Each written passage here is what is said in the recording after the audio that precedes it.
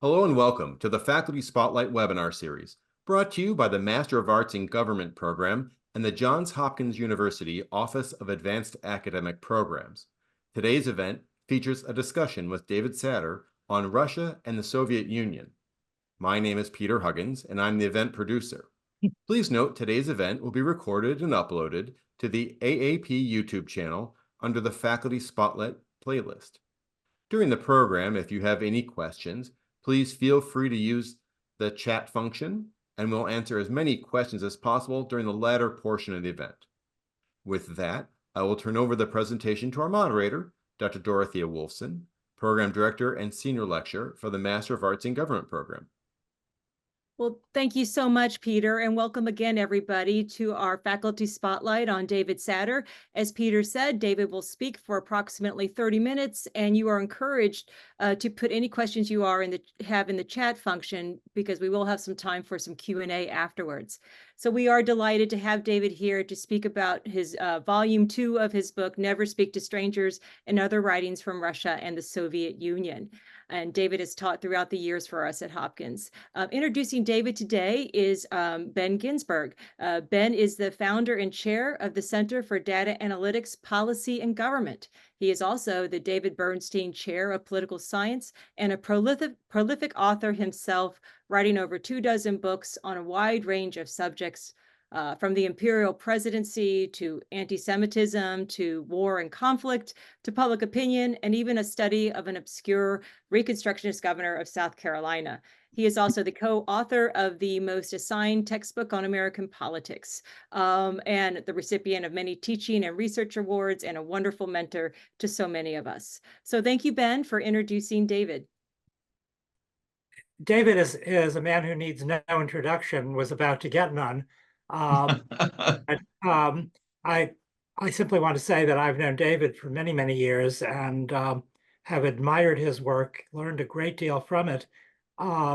David was a Rhodes Scholar, class of, 68? And after his Rhodes, he was assigned as the Financial Times correspondent in what was then the Soviet Union. And David, from that point forward, spent many years in the Soviet Union, later Russia, and became among the nation's leading authorities on that part of the world. David experienced life in a police state. He witnessed the collapse of that state, the rise of what some hoped would be a more democratic entity, only to see it overcome by Putinism. And David has written about all these things and also produced a feature-length documentary film on the collapse of the Soviet Union, which I have seen, I think, twice, and is very well worth viewing. So David was among the very first to recognize the danger of Putin, and at a time when I think President Bush looked into Putin's eyes and saw his soul, David looked into Putin's eyes and saw a KGB agent. So David is going to talk about modern Russia, its relations to the totalitarian past, and the ongoing war in Ukraine. So, David. Thank you, Ben. And thank you to all of you who are participating, who've come to hear about Russia and the Soviet Union. The second volume of Never Speak to Strangers is a continuation of my attempt to collect my various writing, my essays, reporting, journalism, and so on, and put it together in a sequential whole that demonstrates a little bit, not just about the Soviet Union and Russia, but also how that part of the world looked to someone who was not born there, who did not have prior experience, and so in a sense approached it with American eyes. There are many, many people in the West who were born in the Soviet Union and who know their country or born in Russia, know that part of the world very, very well. But because they grew up in that system, a lot of the things that are strange about that system and striking don't occur to them because they've always lived with those features. In reality, Russia is quite different from the rest of the world. And Russia extended its characteristics to the Soviet Union. Napoleon said that there are really only two countries in Europe, Russia and all the rest. And that's still the case. Russians, in many ways, appear to be people like us. Russia has a parliament, it has courts, it has media. It belongs, or at least it did belong, to a lot of international organizations. It engaged in foreign trade. But that was on the surface. In reality, the psychological construction of Russia and Russians is quite different from that of a normal country in the West. Russia, to an extraordinary degree, is organized not like a country, but rather like a movement. And it has the mentality of a movement. We know this from our own experience in the West, that there's a real appeal to being part of a greater whole, to being part of a movement. But the movement doesn't tolerate differences of opinion. It's not interested in individual rights, and it doesn't value those who compose it, who make it up. What matters are the goals of the movement. And that, in a nutshell, is the mentality of Russia. I first witnessed this when I went to Moscow in 1976 as the correspondent of the Financial Times. And in fact, this two-volume collection of my writing begins in 1976. Of course, it was a completely different world. I recently received, in fact, a book from a Japanese correspondent who I knew at that time, who wrote books for the Japanese audience about Russia. And he dedicated it to me, and he said, "With memories of our life in a different world." And it was a different world. I remember the trip that I took on the Trans-Siberian Railway from Moscow to Nakhodka. I got on a boat in Nakhodka for Yokohama, and I was probably the only American correspondent on that boat. This was in the late 1970s.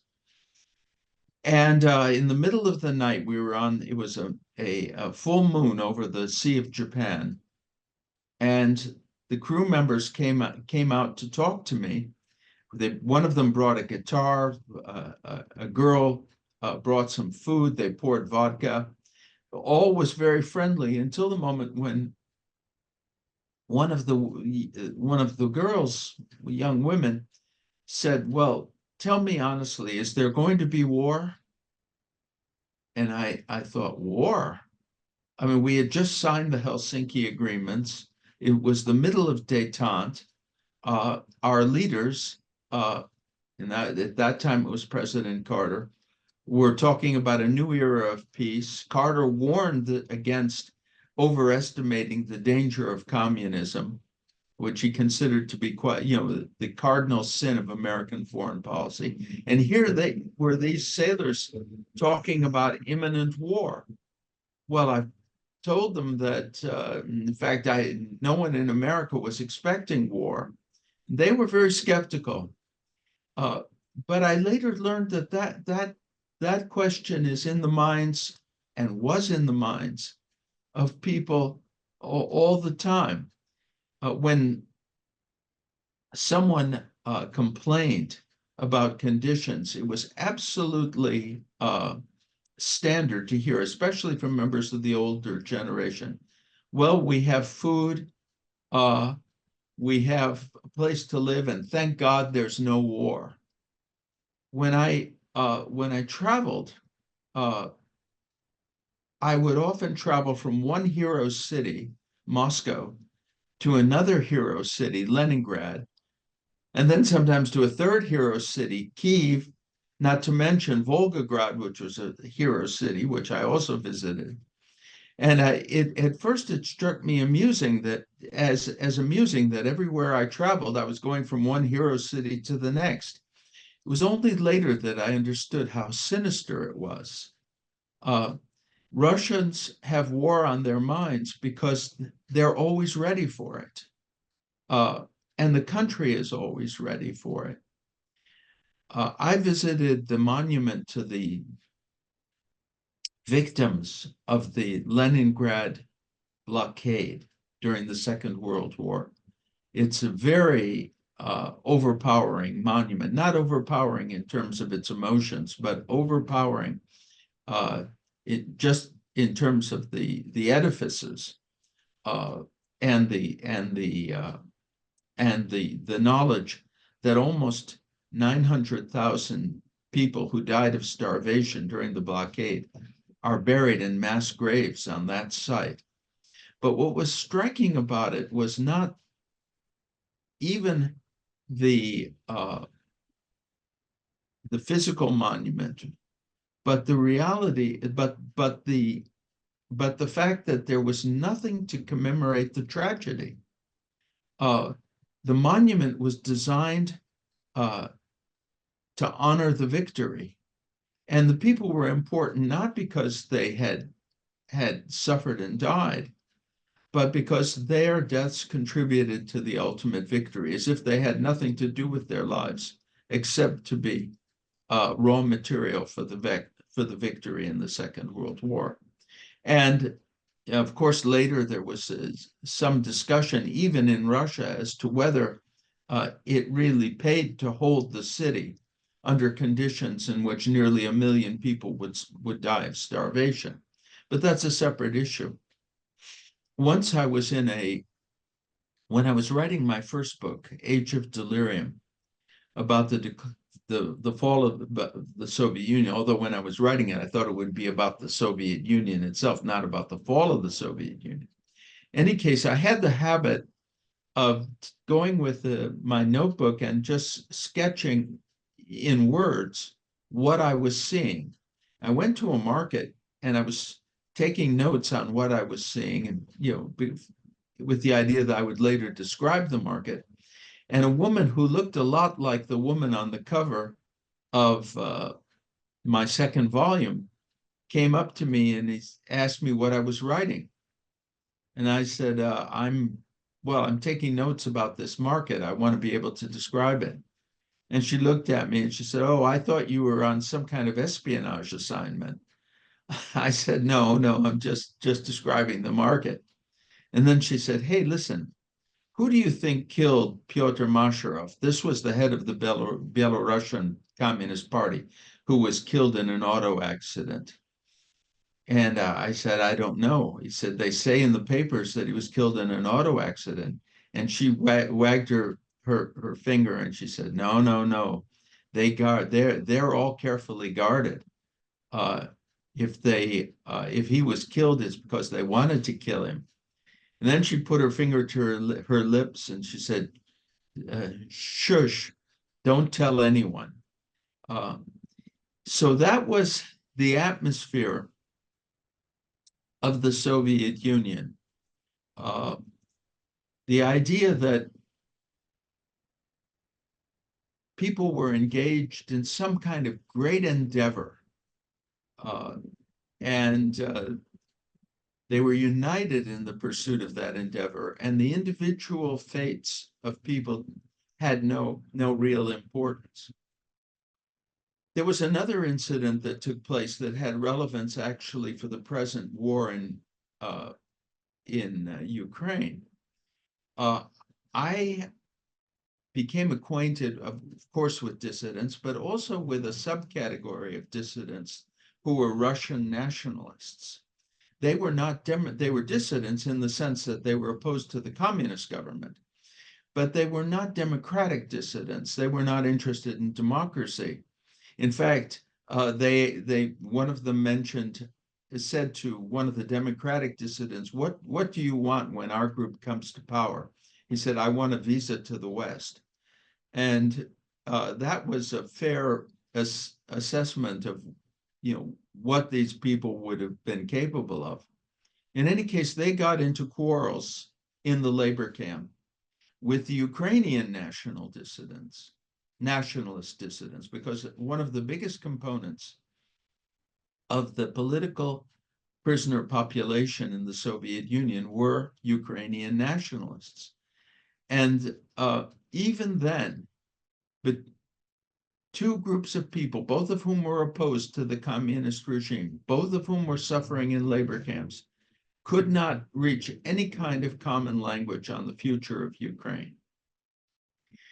So when we hear, as we often do, that it was the expansion of NATO that led to the present war, it would be good to remember that in the late 1970s, at a time when NATO faced the Warsaw Pact, and the very idea of expanding into former communist territory would have seemed absurd. People were talking about a possible future conflict between Russia and Ukraine. But it didn't happen for 30 years.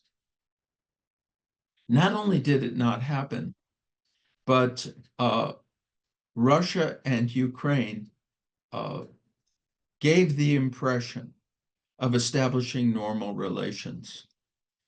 In fact, there were more than 250 treaties signed between Russia and Ukraine, all of which were bilateral treaties, all of which were based on the presumption of Ukraine within its 1991 borders.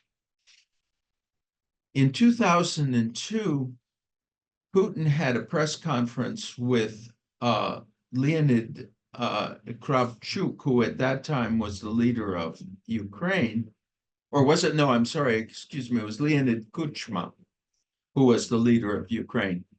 And he was asked at the press conference, what would happen if Ukraine wanted to join NATO? And Putin said, well, Ukraine is an independent country. It can join any alliance that it wishes. It has that right. In 2007,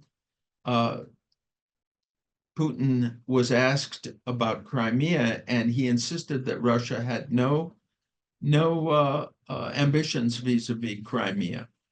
1997, some years earlier, Russia and Ukraine signed a treaty on friendship and cooperation, which of course presumed the existing borders.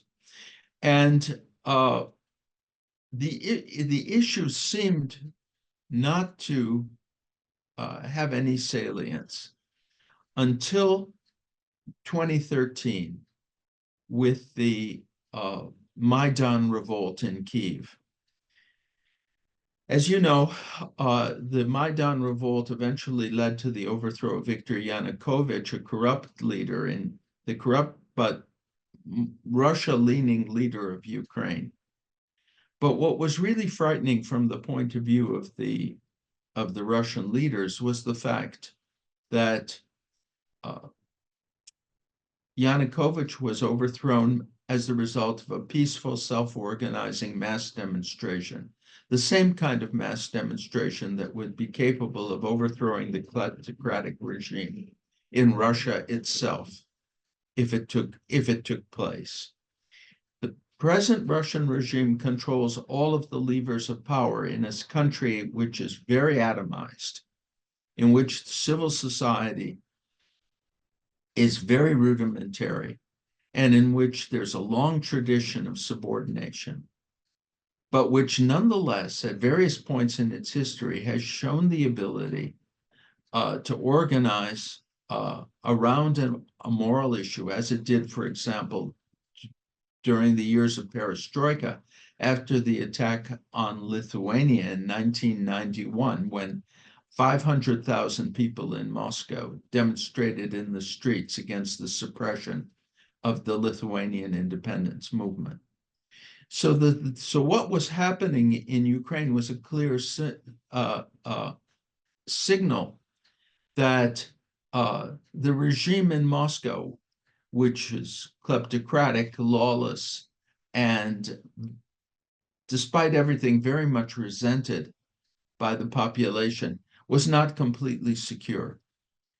And the Putin regime reacted in a way which has become traditional in Russia. After the fall of the Soviet Union, what needed to take place was a transformation of the mentality of the country. Russia had to cease to be a movement and start to be a nation. That, in fact, may seem now like an absurdly ambitious goal. But if we go back to the circumstances of 1991 and the effect of glasnost and perestroika on the mentality of the Russian people, it becomes obvious that it was a real possibility. Ukraine itself voted for independence in 1991 overwhelmingly. And that vote in favor of independence, that included strong support for independence in the area of the Donbass, which Russia is now supposedly defending. And even in Crimea, 58% of the population of Crimea, which is heavily populated by retired Russian military officers, voted for independence, and which meant Ukrainian statehood. So the possibility existed. But what happened was, and the West is partial, and the US is partially responsible also for this, that the young reformers understood their task not as the creation of a normal state, which would have required the rule of law, but rather the rapid transformation of the economy to prevent a revanche by the defeated communists. As a result, they hurried to put property into the hands of whoever had money. And those who had money in Russia in those days were criminals, corrupt bureaucrats, veterans of the black market, and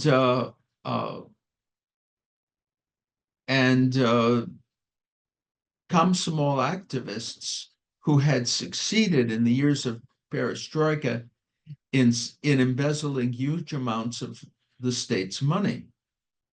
Needless to say, as a society and a system based on criminals was not going to be democratic, nor was it going to be very concerned about the welfare of the population. And the results were catastrophic because this lawless group, which came to power in Russia, looted the country. They destroyed the economy. The national income fell by 50%. That didn't happen even under Nazi occupation. The population decreased very significantly. And according to demographers, the excess mortality in the country was 6 million. This is during the 1990s. In other words, the number of people who died, whose deaths could not have been anticipated on the basis of existing demographic trends, this is what they call surplus mortality, was 6 million. That was a catastrophic result for Russia. It was reflected in accidents, in disease. It was reflected in murder, suicide. It every cause of death experienced a vertiginous increase. Western demographers, when they saw the figures, they couldn't believe them because they were the figures for a country at war. The only place that had anything comparable was Somalia, where civil war was taking place, and the victims were, for the most part, young people. There was especially young men. There was an article in Novaya Gazeta, the Russian newspaper, an interview with a gravedigger in one of the new cemetery plots that was created outside of Moscow. And he told the journalist, he said, "You see these graves?" He says, "They're all young people. We never had that before." Well, out of that devastation, needless to say, Russia had little capacity to create democratic institutions. The one remaining thread of democracy were the presidential elections. 1996, Yeltsin ran with massive violations and scare tactics and managed to eke out a victory over his opponent, Gennady Zyuganov, who was the communist candidate. Although that result is still disputed. In fact, it's not 100% clear that he won. But he was able to marshal fear of the return of the communists in his favor, even though he was widely disliked. But by the year 2000, there was no longer any possibility that Yeltsin or anyone connected with Yeltsin could win re-election in Russia. His popularity rating, according to polls, was 2%. And as sociologists will tell you, in any poll, 6% of the respondents don't understand the question. So it was virtually impossible to imagine that Yeltsin or anyone connected with Yeltsin could be elected president of Russia until apartment buildings in Moscow and other cities began to be blown up in the middle of the night. The bombings were attributed to Chechen terrorists. A new war in Chechnya was launched. Putin was put in charge of the war and depicted as a national hero and was elected president. In reality, the bombings were carried out by the Russian authorities themselves, as became clear when a fifth bomb was discovered in the city of Ryazan and defused, and the people who planted it turned out to be FSB agents. But the result is that the failure to establish the rule of law in Russia, the concentration on putting property into the hands of anyone who could grab it, and especially into the hands of criminals, created the conditions in which the regime could only be protected with terrorism. And the masters of terrorism were the FSB. And as a result, a terrorist took power in Russia. And a terrorist could only hold power with further aggression. Because without the rule of law, there was nothing left in Russia to fall back on except the mentality of the movement. And so it began.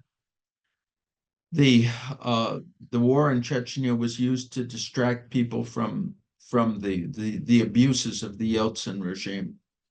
The seizure of Crimea was used to distract them from the alternative that was presented by the peaceful Maidan, largely peaceful until the very end, Maidan revolt.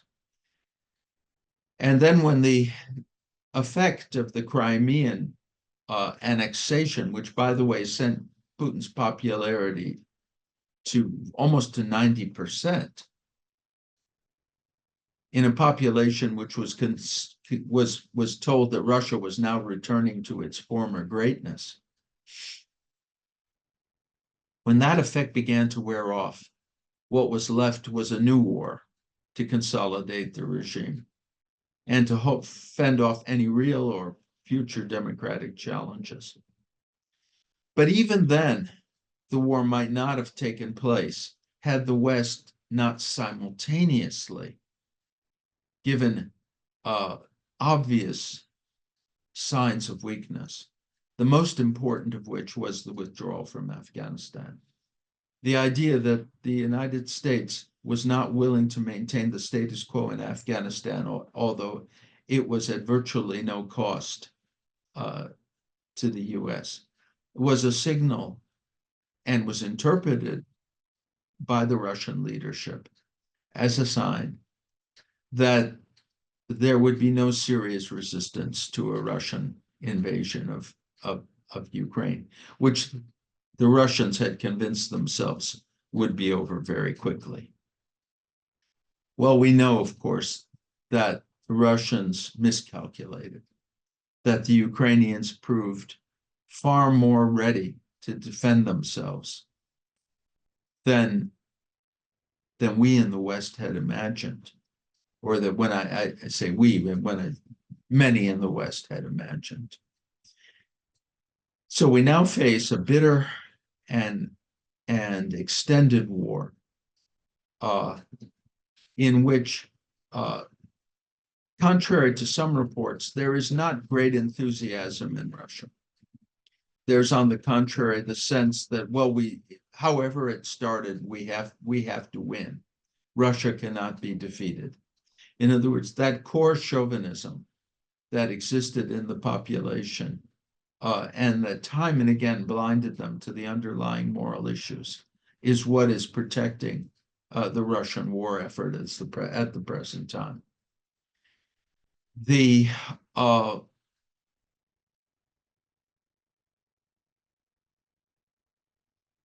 defeat of the Russians in this war, however, as paradoxical as it may seem, would actually be of great benefit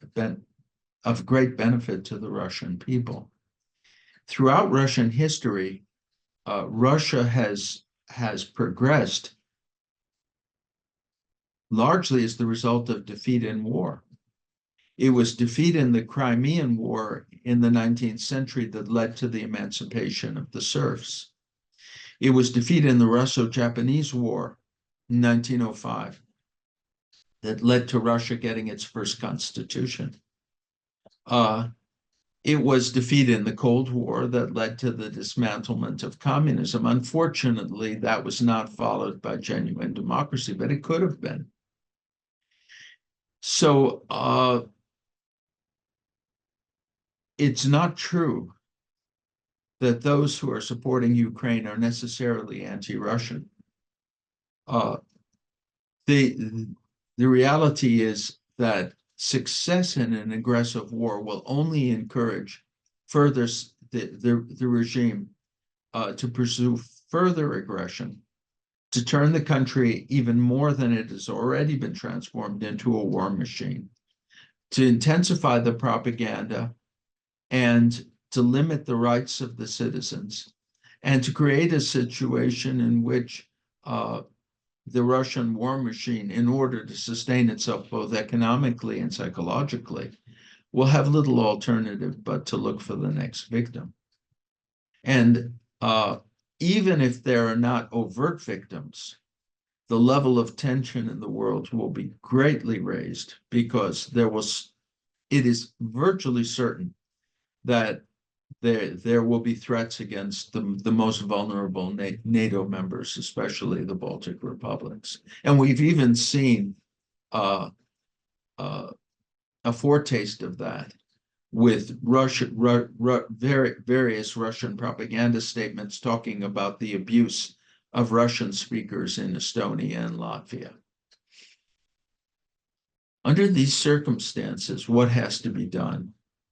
I think there are a couple of things. First of all, we have to learn how to to speak the truth to the Russian people about their own history, and particularly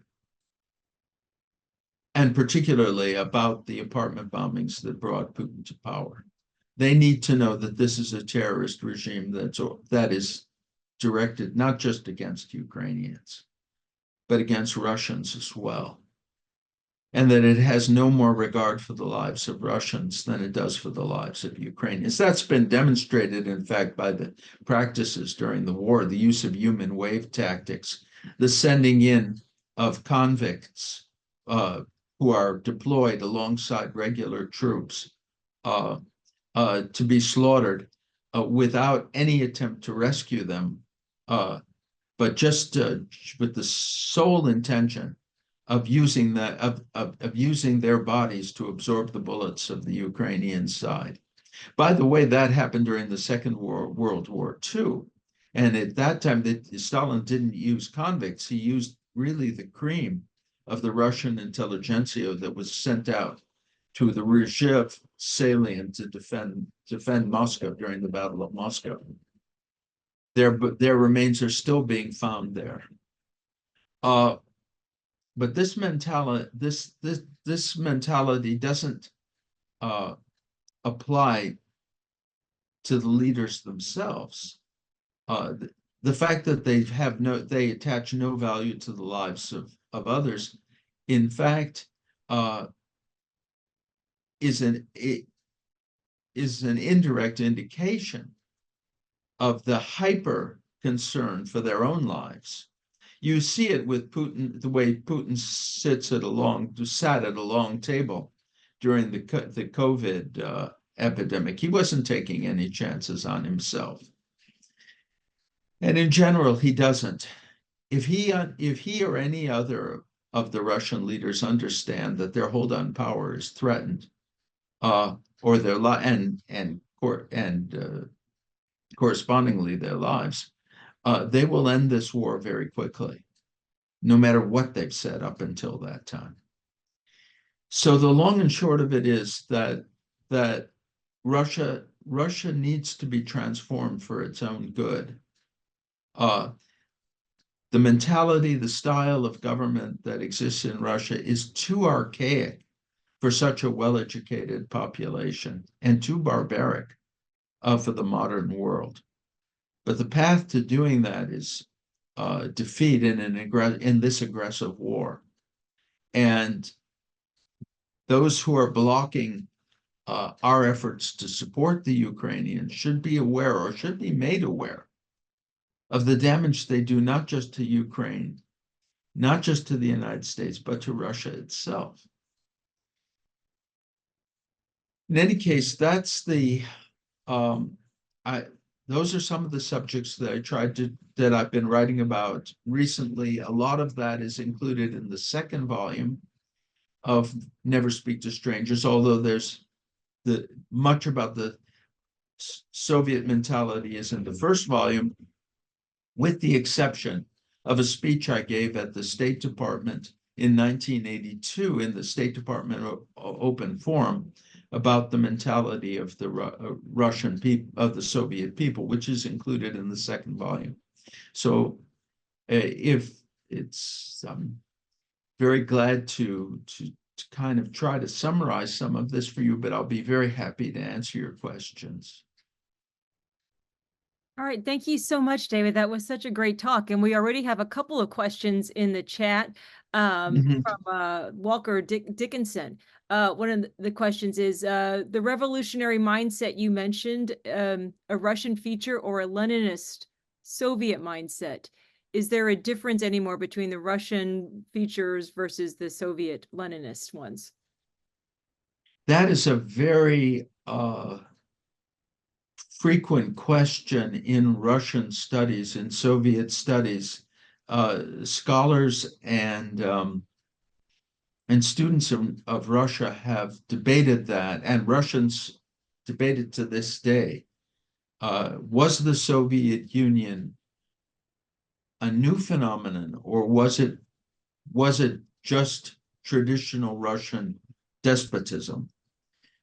In fact, my view, and I've gone back and forth on this in my own mind. One of the books that had a great influence on me, and which I very much recommend, is Tibor Samueli, The Russian Tradition, who showed the connections between the Soviet regime and the Russian past. But there is a big difference, because the Tsarist regime was also the leader of a great movement of the Russian people to bring the benefits of Russian Christianity to the whole world, and save the world at the head of a huge pan-Slavic movement. The Soviet regime was also trying to save the world on behalf of communist ideology. But the difference between pan-Slavic ideology and Russian nationalist ideology, which nonetheless acknowledged the validity of Christianity and Christian values, and communist ideology, which denied those values, and it was the first and was based on what were called class values, and actually denied the traditional understanding of right and wrong, was very significant in practice. It was the difference between the relatively limited oppression that existed under the Tsar and the relatively limited use of capital punishment under the Tsarist regime. And the wholesale manufacturing scale murder that took place under the Soviets, because in effect, those Christian values, or Judeo-Christian values, they say what you will, the Tsarist regime was lawless in many ways, but it was restrained by a religious-based tradition. And once that was eliminated, there were just no limits. Now we have the post-Soviet period, which is it certainly doesn't, it doesn't compare necessarily with the Stalinist terror, at least inside the country. But what it has in common is the fact that it operates in this moral vacuum that communism created. And that's why we see a regime that is capable of blowing up its own people, launching a senseless war, persisting on the basis of absurd propaganda to rally people for mass slaughter. All of this comes out of a basic misconception about the nature of the human being, which is very prevalent in Russia and has been prevalent traditionally. The failure to understand the individual as having value in his own right. On that note, there are some more questions, but I just wanted to ask about this moral vacuum. And Putin is trying to wed himself to the defender of Russian Orthodoxy, right, and the faith, and reviving that. Could that be, and all to serve his nationalist agenda? But could that backfire on him, right? Because there's sort of a revivification of the religious tradition in Russia. Would that create a moral sense that could, right, come back to bite Putin if it does reawaken that kind of value for the individual? Is Putin? Well, yeah, I mean, this is the thing is that it won't. It will have no effect whatsoever, because it's fully understood in Russia how phony it is. You can dress up as a priest. You can go to a store and buy religious garments. You can buy a crucifix. A lot of these people who appear in the with Putin on religious holidays, and they don't miss a one, are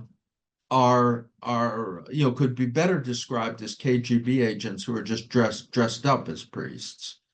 The situation in the Russian Orthodox Church is is very regrettable. I mean, the ordinary village priests, or in the small cities, the countryside, they do a lot to help people.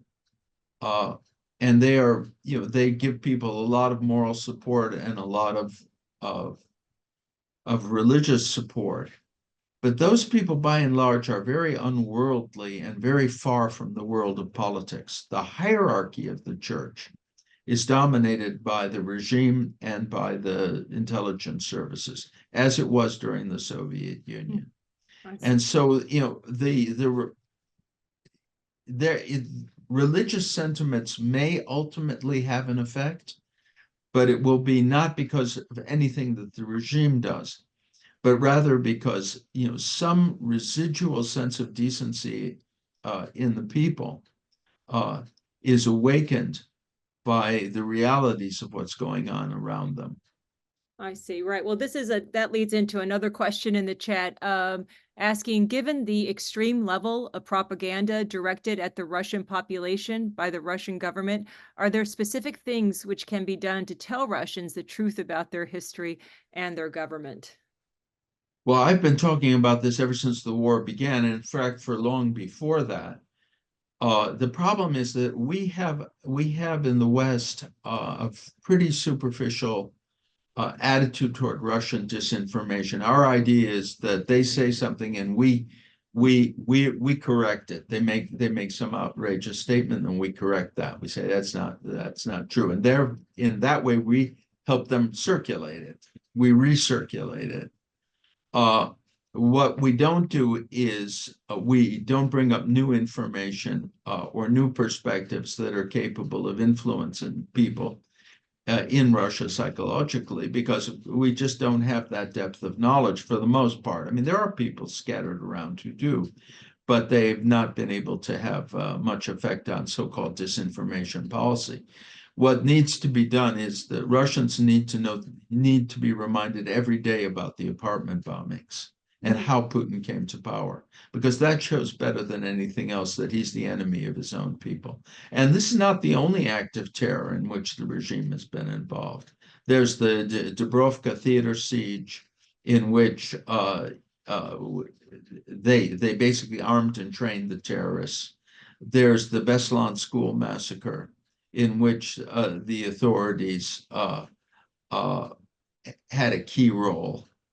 In fact, the leaders of that terrorist siege, this was in 2004, had just been released from Russian prisons. In a matter of days, they showed up as the head of a group of terrorists. The shooting down of the Malaysian airliner, without any serious investigation, accepted the absurd Russian explanation of what happened. Although in fact, this is the big problem with the American government and with the way in which we deal with Russia. We deal with it like any other country. We deal with it like a nation, not like a movement led by criminals, which is what it is. They commit an atrocity. They give an absurd explanation. We repeat the absurd explanation, and the subject is dropped. Does that include the death of Navalny in prison, right? Is there Navalny? Yeah. I mean, well, in that case, his it was clear they were going to murder him. They've murdered all of the other opposition leaders. Navalny could have died not from a specific act, but rather as a result of the terrible conditions. But that's still murder. Yeah. Well, I think you got into this in this that question, but Anne Victoria Smith is also asking, what can the U.S. and world powers do to change its fundamental misunderstanding that Putin represents the Russian people and that a peace deal between Russia and Ukraine must be achieved to stop the war? Well, I mean, this is something he he represents the Russian people in a only in a very relative sense, because in a situation in which there's control over information, in which Putin has been adept with the help of the FSB in using terrorism to manipulate the Russian people. You can't say that he represents the Russian people. There was an example of this in our Congress. A resolution was submitted to declare Putin an illegitimate leader on the basis of the fact that the 2024 election was falsified. Well, of course, it was falsified along with all the other elections. But the problem with this resolution was that by basing things on the 2024 election, you suggest that he was legitimate up until 2024, which is absurd. He's been illegitimate since the very first day because a candidate who organizes the murder of hundreds of people then lies about it to create panic in the country and change the overall political situation cannot be considered to have come to power legitimately. Would be saying that Hitler passed the Enabling Act, or that the Enabling Act in Hitler's Germany was a legitimate document, inspired by but it was inspired by the Reichstag fire. So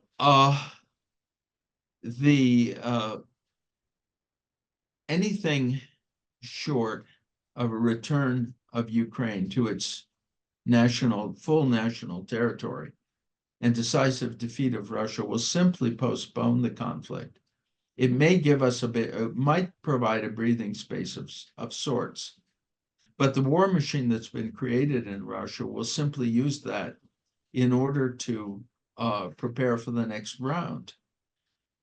They understand, if we're tired in the West by the fact that we have to supply arms to people who are dying half a world away, imagine how tired we'll be when it's our own soldiers who are involved. Oh my gosh. Yeah. And that's exactly how they're thinking. Some people have suggested, well, Russia has lost so many men that they cannot possibly return to war in the near future. But remember one thing, that during the Second World War, in 1942, 1943, the Russian armed forces were actually, despite the catastrophic losses of the beginning of the war, were actually larger numerically and better equipped, despite the loss of equipment, than the army that was decimated by the initial German invasion. 1923, it was the class of 1923 that was called up to meet the Nazi invaders. 3% of those soldiers born in 1923 survived the war. But their younger brothers were recruited and took their place, and the ranks of the army were filled. And that's what can happen in this case too. That's the danger. Yeah, well, the movement, I think, metaphor you use is really key there. I think how indefatigable it is, right? And yeah, absolutely. yeah. I mean, for a movement, the individual, it's just raw material. Yeah. No, you bring that out so well. Well, I think we're almost out of time. I don't know, Ben, did you have any final words or questions? Yeah, I mean, I think the portrait of Russia that you draw is one that can easily lead to despondency, both for them and for us. So I know everyone always asks you in Russia and here, do you think there will be a war? between us and Russia? Yeah. I think that there won't be, but I've been wrong before. I didn't think that I thought that Russia would realize the risks of attacking Ukraine were too high. But so I don't hold myself up as particularly expert in judging what they're going to do in a specific situation. Because we can't be sure what kind of information they're getting. They have an extremely strong sense of instinct for self-preservation, and they've seen how badly the Russian army performed in Ukraine. But I think that what they're chiefly concerned to do is to threaten war. And if it's made clear to them that their provocations will be met with an overwhelming response, and that we are not intimidated and we regard this as a matter of principle, then there'll be no war between Russia and the US, in my opinion, and between Russia and NATO. Thank you. But it's quite, but the what could inspire fatal miscalculations is the impression that the West is weak, and that we want nothing better than to go back to talking about rising gas prices. All right. Well, thank you so much, David. This was a fascinating talk, and congratulations on the volume 2 being published. And we look forward to hearing more from you on these important topics. Thank you again. And thank you, everybody, for joining us. Thank you, Dorothea.